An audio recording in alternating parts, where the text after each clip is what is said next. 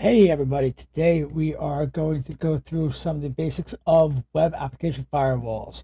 Now, web applications and firewalls are the building blocks of, one of the things you have to try to get around when it comes into your pen testing career.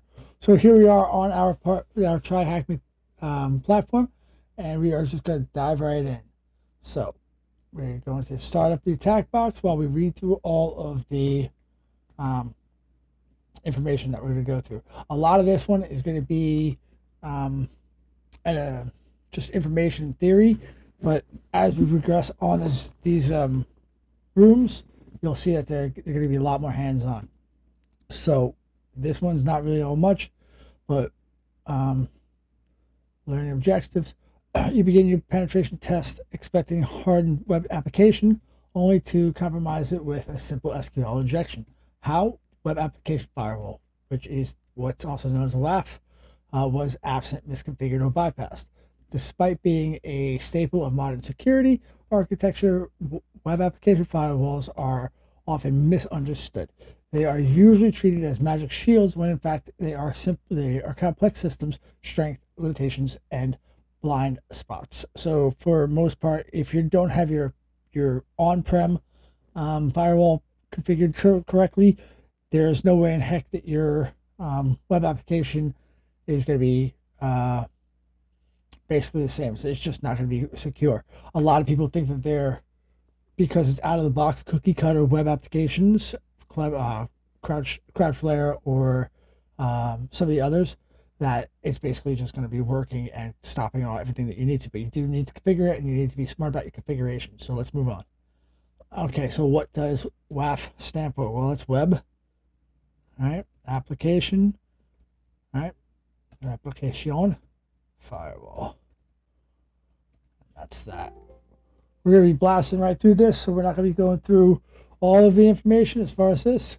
Definitely turn on your target machine and we move through. Now, even this with the machine, this target machine, doesn't necessarily have a lot of. It's kind of useless in this sense. It'll give you a little bit of like what the interface would be, or the web GUI would be for the firewall, but it's not really all that interesting. Using Firefox, confirm that okay, so these are just that you're going to have the machine running and that you can be able to get to your machine IP once it's loaded. So we're just going to bypass those. All right. And then we're just going to go over the firewalls refresher course. So now if you know anything about firewalls, this should be easier. And if you don't, well, then we will just go over some of the basics. So before we delve into the advanced solutions, let's revisit the history of firewalls. In the early days of networking computers, security was often an afterthought, which it's still an afterthought. Organizations began connecting to their internal networks to the outside world. So basically a wide open door, nothing blocking us, specifically the internet. They realized that they need a quote-unquote bouncer at the entrance, something to buffer the good packets, the bad packets, the information coming and going needs to be in some way triage. So they need a way to decide which traffic is allowed to enter and which one needs to be turned away. So they came up with stateless and stateful packets, basically. Stateless firewalls, a gatekeeper with no mercy. As the name implies, the stateless packet filter, or a firewall, is stateless. It's a gatekeeper with no mercy. It operates at layers 3 and 4 of the OSI model. If you don't know what the OSI model, there are plenty of rooms here, and I recommend that you learn it, where it can inspect IP addresses, TCP and UDP ports, some headers, and other protocols. The basic packet filter is entirely ignorant to the content of traffic. Every packet is judged in isolation, so it doesn't get passed first. Think of a border agent looking at a child's passport, even if the child is traveling alone, as if the child is passing alone. So it wasn't very useful in the state of security, and it was very, very high in the overhead. This security measure worked for a while until attackers realized they could just bypass it. In other words, the attacker could send a packet with an acknowledged flag. So it could actually sit here and say that I have already accepted this packet, and coming back to trick the firewall into treating the packet as if it was a part of an established connection. So basically, instead of as it passes through, the firewall will read it and say, oh, well, this is already part of this package, so it's good to go. Right? Basically, like walking into a club with your friends, so to speak. All right, so because the firewall does not keep track of established connections, it may allow it to pass, and it became clear that the intelligent firewall was necessary, which leads us to our stateful firewalls. Remember in the conversation. So this is basically, this is here, say if you want to walk in with your friends, well, you walk in and out, and then you walk in with a new group of friends, the bouncer is going to sit here and say, well, no, you've already been in here, and this is not where you're supposed to be. So in the mid 90s, as attacks became increasingly complex, a new firewall model emerged. Stateful firewall. Unlike stateless firewalls, which inspect each and every packet in isolation, stateful firewalls kept track of active connections, which allowed them to better judge a packet before letting it pass through. Think of it as a firewall being able to answer the question, does this packet belong to a legitimate and ongoing conversation? Because they track ongoing sessions, forging a packet with flag can no longer trick the firewall into treating it as though it's part of the established connection. So you cannot sit there and say, I was part of that group, because the bouncer already knows that you were not part of that group. Moreover, the out-of-sequence packets, among other anomalies, were detected and dropped. In other words, if the firewall allows outbound traffic on port 443, the outside attacker cannot simply just go send a packet with the source port 443, set the acknowledge flag, and trick the input firewall into treating it as it was a part of the legitimate ongoing connection. So, firewalls understand layer 7. So, as the need for improved security increased, new firewall technologies emerged. Before exploring web application firewalls, the next task, let's revisit three more types of firewalls: the application layer gateway, or the proxy firewall, TPI firewall, and the next gen firewall. You're going to come up against next gen and probably deep packet inspection more so than anything else. Hey, buddy. What's up, Baba? All right. The application layer gateway, also referred to as the proxy firewall, is one way to think of it as a protocol interpreter. It is the diplomatic interpreter who listens to your message and repeats it, ensuring that it does not contain any hidden slurs or secret codes. Unlike the stateful firewall, it merely tracks TCP connections. ALG terminate incoming connections and initiate new ones on the client's behalf. This sets up profiles with them completely visible to the application layer, such as HTTP, FTP, and among others. Consequently, they can validate commands and sanitize payloads. While they supersede many of the scalable technologies, ALGs have been laid conceptual groundwork for layer 7 inspection, shown to defend an application, one must speak its language. We then come on to deep packet inspection, which is a stateful firewall. Inspects IPs basically, as the name suggests. The packet layer is examine the contents of the message itself. DPI also goes beyond scan the actual payloads for the packets, looking for telltale byte sequences of malware and peer-to-peer traffic. So basically, this looks for signatures that would try to get past the firewall. So, for example, it might flag a seemingly benign HTTP stream because its entropy matches that of known ransomware attacks, or blocks disguises Tor connections hidden within HTTPS. However, DPI alone lacks contextual awareness. It can detect union select in packets. Still, it cannot determine if it's a part of a legitimate database, or unless paired with protocol understanding. So for that, we're moving on to next generation firewalls. So next generation firewalls are a stateful firewall that is decided to get its PhD in context. And NGFW doesn't ask where is the traffic going to. It asks who's sending it, what application is it using, is it encrypted, and can it decrypt it safely. Basically, it says should the user even be accessing the service. by fusing stateful inspection, integrated intrusion protection to services, IPS and the IDS and SSL TSL decryption, and identity awareness via Active Directory certificates and SAML. And NGFWs enforce policies based on the user's applications, not just IP ports and port triples. Yet, despite their power, NGFWs still need to treat HTTP as one of the many protocols when it comes to defending against logic-based web exploits, parameter tampering, JSON injection. They often lack granularity of its purpose of a web application firewall. I do apologize. I do have some form of dyslexia somewhere there. And as you can see, here is a nice table that where the firewall type is, where it operates, and how it is the key compatibility status. We've already went over this, so I urge you guys to read it on your own, but we will move on. Which flag can attackers use to bypass stateless firewalls? Well, that's going to be ACK. What type of firewall tracks active connections? That would be stateful, right? Thank you. And we are moving on. So now next comes to the web application firewall. So just take everything you just learned and put it on the web, and you have the same sort of idea and framework that is going on. Let's come back over here, and we will launch our machine. Come on.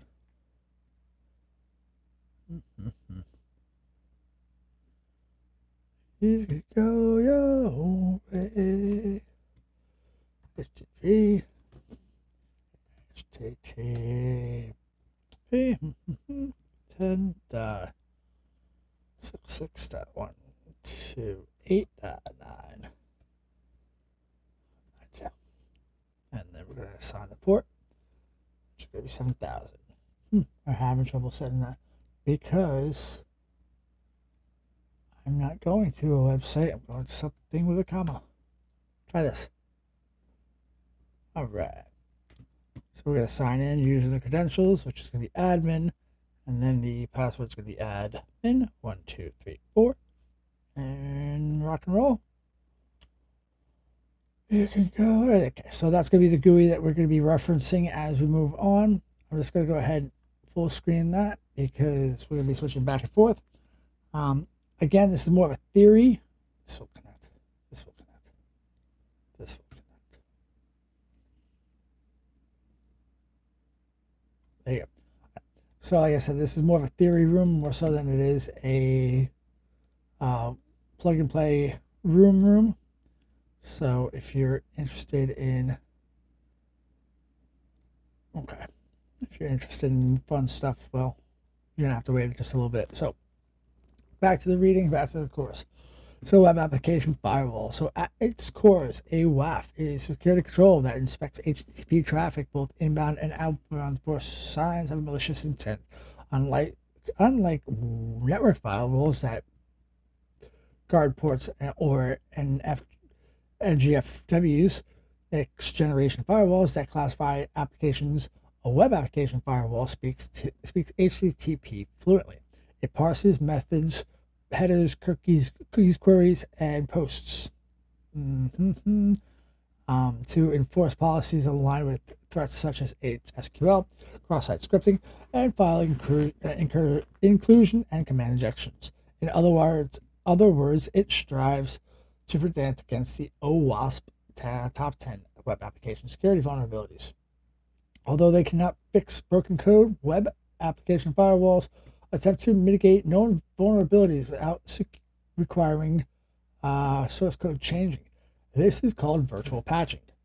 Unlike real patching of vulnerable code, if the firewall rule does not cover the particular payload, it would pass through and exploit the vulnerability. So these are the types of, so the power of a web application firewall. Although web application is not the only firewall that understands HTTP traffic, It may be the only firewall that possesses in-depth knowledge of various attacks targeting web applications. For instance, it would realize that this would be a classic SQL probe or a SQL probe, whichever you like to say it. Now, this would be a cross-site scripting probe in the browser. Um, web application web application firewall rules are built around detecting web applications or attacks, and or it is trained for that purpose. So you have a cloud-based reverse proxy, which is all traffic is rendered through a vendor such as Cloudflare and or AWS, Akami, which you'll see. Then you'll have a network appliance, which would probably be something like a Fortinet web application or Barracuda, which is going to be a physical device, and or sometimes it's going to be a device located on your virtual machine. And then you have your host base embedded within the server. Well, this would be a module within a web server. So Mod Security Plus or OAuth's core rules set. So fingerprinting. Fingerprinting in a web application firewall. You do not need to bypass a web application firewall to beat it. Sometimes just knowing that there is one is half the victory. That is absolutely true. Penetration testing is a web application behind a web application firewall. Penetration testing a web application firewall behind a web application firewall can be very frustrating if you do not know if you do not recognize that a WAF is interfering interfering with and blocking the different payloads we are attempting. Once we realize that WAF is standing in the way, we can avoid wasting time on the payloads it will block. Tailor obfuscation strategies based on the known vulnerabilities and adjust in our testing place to avoid rate limiting or IP bans. IP bans are probably the one thing you're going to hit with all the time. Usually like a 24-hour kind of thing, so just be mindful of that. If you got a 403 forbidden, you might have hit a firewall that you probably weren't supposed to have, or your IP has been restricted for 24 hours. In other words, we need to determine if a web application firewall exists before considering how to manipulate the packets to bypass it. So there are 4 main metrics: the passive header inspection, behavioral analysis, automated fingerprinting, and subnet level automation with nmap. So these are the basic 4 ways you learn it and run it. One of the big ones is just running curl, which is curl tac I, and you get to see the header that comes back on this. So if you were to run this IP in this domain, right? Move you over, give me the terminal. Alright, and we're going to run curl, right, tac I, and then you're going to run 10.66.128.92, and in this case you 92, and in this case you do not need to run the the port assignment. And this will come back with the header information. Now, in this header information, you will get a bit of information. You will find out that it is an inject server, however you like to say that, as well as where is it? Does it say Cloudflare? Inject modified. There is something.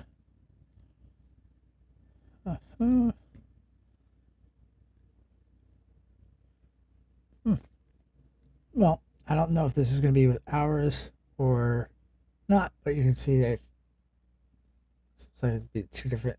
I think this might just be for demonstration purposes only. So the curl web app example 1, which comes back with Cloudflare. Web app 2, which comes back with Impervia, right? Web application 3, which will come back with Security, right? Those would be the first way to do it in a passive header inspection. Passive header do not touch the systems, does not or have very minimal interaction with the system. So you know, do that with what you're gonna on that one. But moving on, behavioral analysis is how we react to it when it's poked. So this is one of those more invasive than the first one, in the case that we are not requesting a web page, but we're also trying to make it do something. So we're literally so this would be an SQL injection that we are literally concatenating malicious scripts with the strings that are generally indicative of an attack. So it's harmless to sense, but we're looking to see what it does. So this would be a SQL signature, this would be a cross-site scripting signature, and this would be a directory traversal signature, seeing if there's any breaks in how the server or the process is broken. So you could above they resemble a real attack. In the following example, we can use curl and we could use the attack I, and we could also put the HTTP, the name of the server, and how you'd like to search. Right? By adding an SQL injection or multiple ways of SQL injections, you will get something that sits there and says forbidden 43. That would be your callback, and since it says that you're not allowed to access this site, this information. So you will get a forbidden blank page, classic web block, right? 406, not acceptable, common in mod security, and OWASP. This is going to be custom HTML. This is access denied. This would be for Fortinet Barracuda. It's also going to find it in Cloudflare and sometimes AWS. Delayed response, web application overhead, and then a no change from normal search patterns. Possibly no web application or a blind probe. So automated fingerprint. So this is pretty much where you would let the tool. Okay. So instead of curl, to manually attempt to trigger various web application firewall rules, we can use a tool that will do the work for us. WAF was developed by Enable Security, and it does these things. Begin with a baseline probe. This is a standard issue request. The analysis response, status code, headers, body indicators, and fingerprinting for web application solutions. If the results inclusive, escalate to controlled set of potentially malicious HTTP reports, and a simple logic to map observed behaviors, likely web application implementation. If still unresolved, analyze connected response. Codes, headers, timings, and all the other things. So web application, WAF is a fun tool to use. I haven't used it nearly as much as I should, but definitely something you will end up working with in your investigation at some point. My favorite is definitely nmap because I work with nmap quite a bit. So WAF is excellent for detecting web applications when checking a single host. However, checking it on a subnet, you might be more inclined to do nmap script with HTTP, web application firewall fingerprinting, and here's the description of the script that officially loads. So which layer does web application primarily inspect? That's going to be layer 3. All right, what do you call migrating course? So what do you call migrating? So that would be up here where the where we first started going into some of the theory. Hold on. Although they can have a broken code, web application firewalls attempt to mitigate known vulnerabilities without requiring source code changes. This is called virtual patching.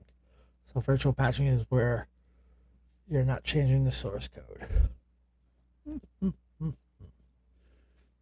All right, but you're mitigating it, you're migrating it. So is that there, right? And what HTTP status code do you get if you attempt an SQL injection? That is going to be a 403 forbid. And we know that because what was said. Sorry. 403 forbidden. No, it's 403 forbidden. There we go. And we know that because of what was said a little earlier. How 4 will be forbidden is a classic web application block. We know that because of the SQL.